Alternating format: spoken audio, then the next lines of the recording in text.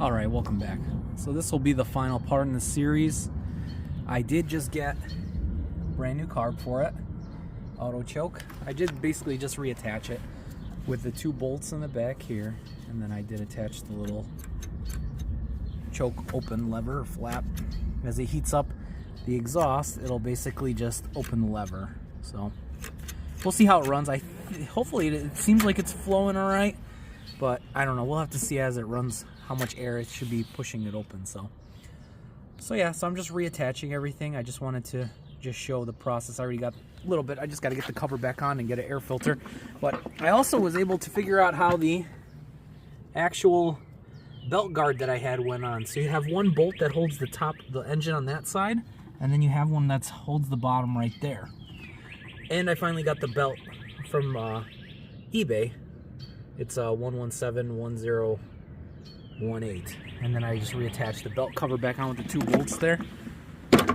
And so yeah, so I'm just gonna go ahead and finish it up in this one, put some fuel in it, and we'll actually test now to see if the front propel works. And yeah, so just join me here. Shouldn't be too long of a video. Put you on the tripod here for a second, and I will just button this up, and then we can go ahead and give it a quick test. So I'm just reattaching everything. I thought this would be a perfect time to record as I get everything back on it situated. It just took, I think the hardest part was just waiting for the parts. I mean, switching them out is not the hard part. It was just waiting. It took me about a week to get the belt, and it only took about 4 or 5 days to get the carb. Fairly quick. I mean, don't get me wrong, but it just takes a little bit, and in between, you know, stopping and then coming back to it, but not horrible. So what we'll do is we'll reattach it here. I didn't switch out the gasket on it, because actually with the gasket, when I had it off, it is a little just dusty, but I cleaned it off fairly well, the cover and whatnot. So I'm going to use this gasket. If there is any issues with it, I could always just change it out. The kit came with a gasket for the carb in the front, and then there's one little O-ring in the back. I think I can actually show you. So the kit comes with gaskets, but honestly, I didn't need to I could reuse the ones that came with it. You can see the O-ring that's basically mounted to the back where the engine is.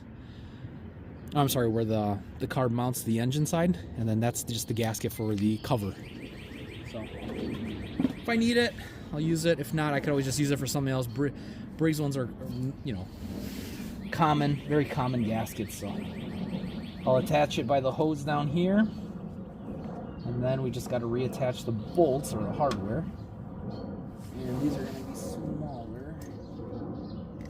They're bigger than that. Yeah, slightly bigger. 5/16. Roughly, yeah, 5/16. All right.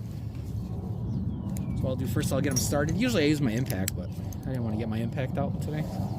I'm just kind of outside of my garage. So what I'll do is I'll just use my ratchet, 1/4-inch ratchet for all this stuff. And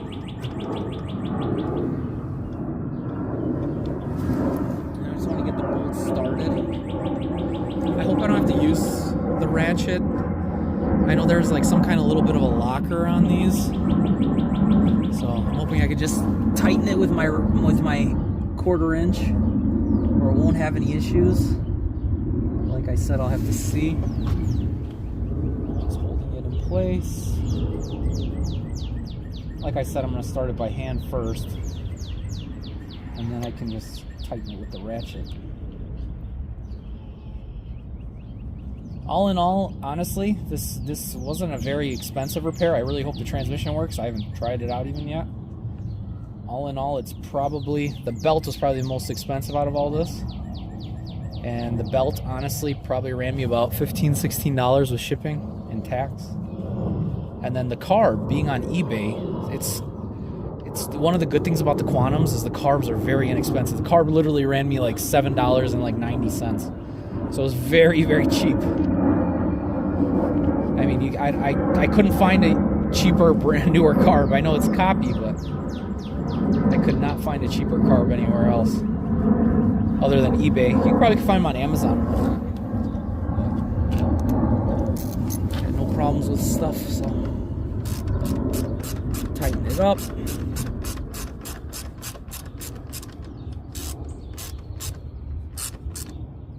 Okay.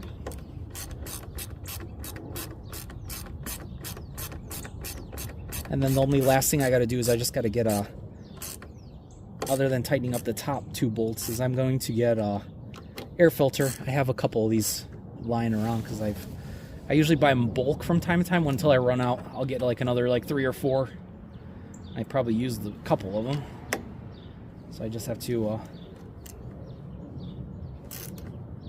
right, on there. Don't over tighten it. It's a little bolt. Let me just get the air filter. We can get started shortly.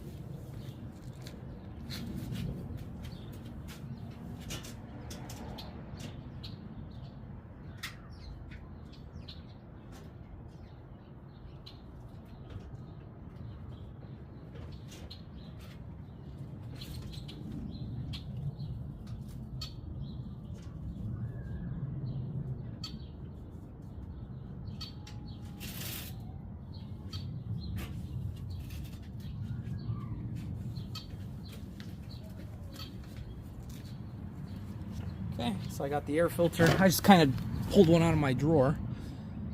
Doesn't look used. I might have used it before to test something out, but I don't quite remember it. So what we'll do is mount it.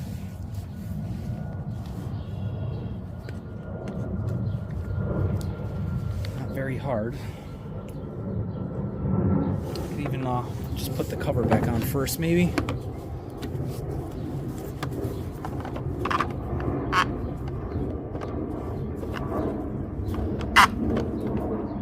Okay. Let me just, oh, I forgot a screwdriver. 1 second.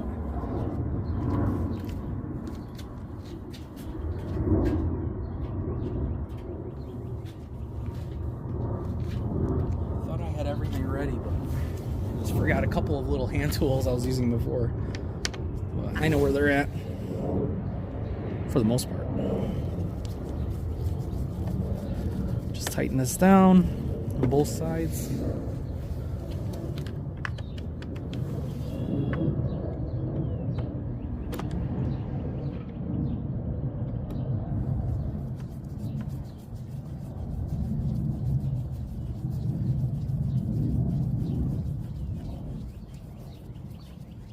Feel like I'm not grabbing that one side.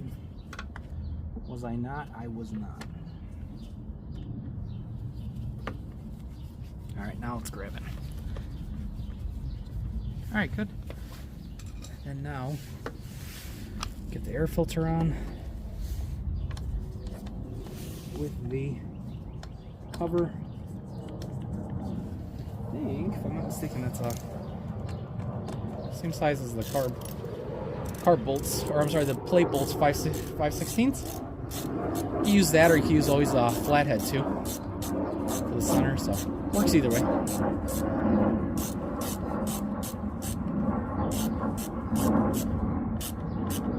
Alright, should be tight enough. Plus I'll have to take it off anyways because I want to see if make sure the choke flap, obviously it'll run, but I'm just concerned if the choke flap's opening correctly, so we'll pour some fuel in it.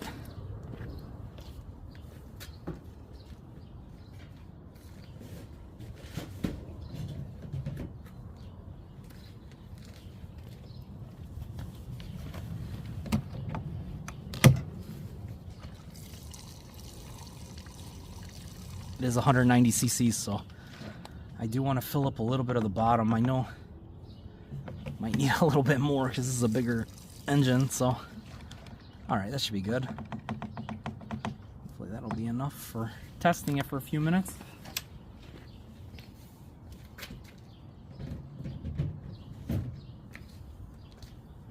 Alright, so what I'll do then is I will pull this out a little bit. I'll put the camera a little bit higher. Let me just drop the tri-stand legs. Takes me just a second here.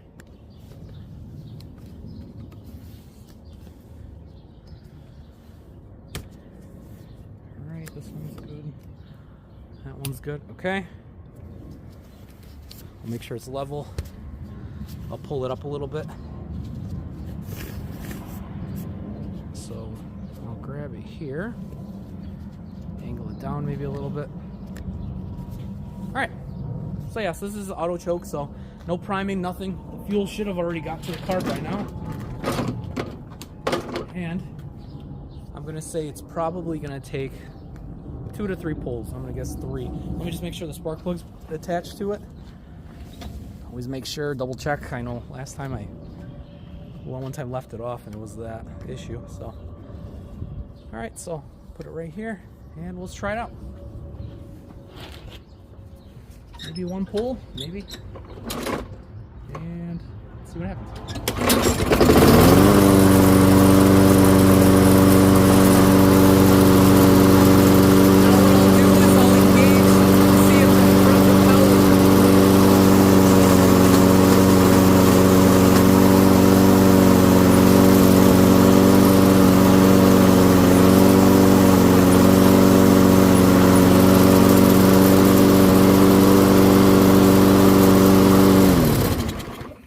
Now it did engage for a second there, but it looks like for some reason it was working for a second and it's basically jammed.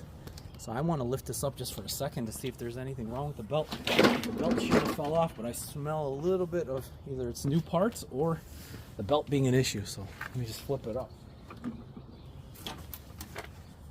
No, the belt's on it. The belt is definitely on it. So it's not like it's worn out or anything, no. The belt is on it. It is secured, so that's a good thing. What I'll have to do now is I'll have to investigate why the front propel was engaged for a little bit and then it disengaged. Or not engaged, it ran and then it basically just stopped engaging. So what I'll do is, because I'm not going to drag this along, I'm going to take off the front tires next and I'll just review it. If I see anything, you know, that's worth adding, I'll go ahead and I'll just record it. But so far, I mean, it runs, it operates. I just got to look at the front propel again. So it is still progress, but if I find out what's wrong with it, I could always just do a follow-up and then, yeah, I'll add it to this clip if anything. So I won't drag this lawnmower around too longer. So stay tuned and we'll see what happens.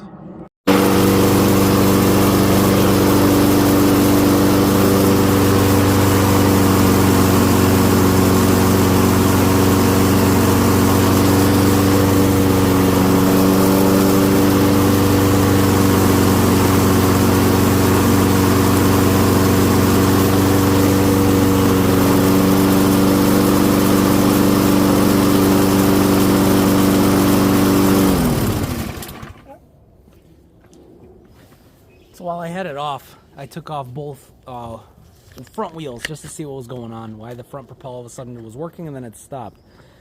And would you not believe that on the right or left-hand side, that was jammed. It was like a piece of stone was jammed inside inside the actual gear that turns the transmission, and that's what caused it to slam shut, and it kind of jammed it perfectly where it wouldn't let it engage. So I was thinking the worst thing that possibly it was something else, but it was just that little stone jamming it on one side that caused it. But as you can see, it runs and operates fine. I was just going to check to make sure the choke is operating now, because it's warmed up. It warmed up pretty good, pretty quick. And you can see the choke flap is open all the way. So the auto choke is actuating correctly. So it is actually working correctly as designed. But yeah, I'm glad everything worked out. The part worked out. I actually, you know, had to get the belt for it, so the belt worked out quite well for it, so I'm glad that all worked out. And yeah, about $25, maybe $30 worth of parts, and this thing's already ready to go. I'll let it sit for another day or so just to make sure everything's good with it. But yeah, it wasn't a horrible repair. Just like I said, everything looks on it pretty good, pretty decent for what it is. I mean, it's used but not horrible. So I'll probably end up in a few days listing this thing. I'm gonna probably say like around 160, maybe. See what I can get for it. But yeah, hope you guys like the content, and this is the final video. So I hope, or we'll add it to the other video for the part. So hope you guys like the content. Like, comment, subscribe, and any questions, go ahead and reach out. I'll try to reach out as quick as I can. And thanks for watching, and take it easy.